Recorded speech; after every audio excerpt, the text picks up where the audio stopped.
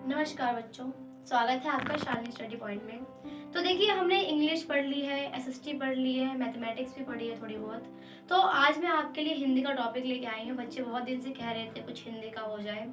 देखिए, हिंदी में क्या लेके आई हूँ मैं आपके लिए, संपादक के नाम पर पत्र, यानी कि जो लेटर टू एडिटर आपका इंग्लिश में होता है वही हिंदी में है आपका संपादक के नाम पर पत्र का हम प्रारूप यानी कि फॉर्मेट आज देखेंगे। बच्चे अच्छे से ध्यान देना, क्योंकि इंग्लिश ज़्यादा इजी होती है हिंदी के मुकाबले। हिंदी में आपको समझ में इजीली आता है, पर फिर भी आपकी मात्राएं और आपकी जो उच्चारण होते हैं वो गलतियां होती हैं, तो अच्छे से समझिएगा।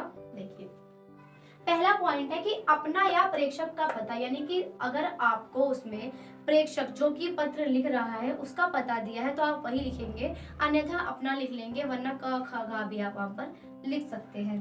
सेकंड पॉइंट पे आता है आपका दिनांक, किस दिनांक पर आप ये पत्र लिख रहे हैं, ध्यान दीजिएगा अच्छे से। तीसरा हम लिखेंगे संपादक के पत्र का नाम, और समाचार पत्र का जो नाम होता है और पता, यानी कि दैनिक जागरण, नवभारत टाइम्स, कोई भी एग्जाम्पल आप उसमें ले सकते हैं।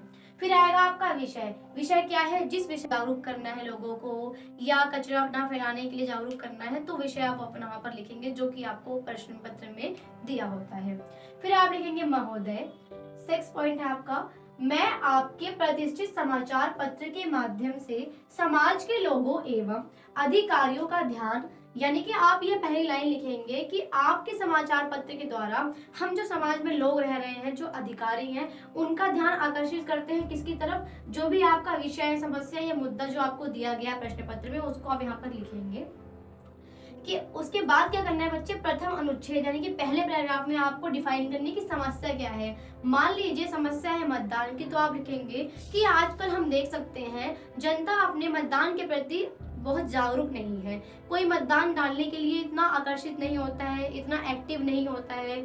ठीक है, उसके बाद 2-4 लाइनों में आप समस्या लिख देंगे। फिर द्वितीय अनुच्छेद पैराग्राफ आप चेंज करेंगे, फिर आप लिखेंगे सुझाव, आपको भी कुछ सुझाव देना होगा, सजेशंस देने होंगे, तो आप लिखेंगे कि इसके सुझाव दे सकते हैं हम लोग, जैसे कि हम लोग कैंपेन्स चलाएं, कैंप लगाएं और रैलियां निकालें लोगों को जागरूक करने के लिए, इस प्रकार से।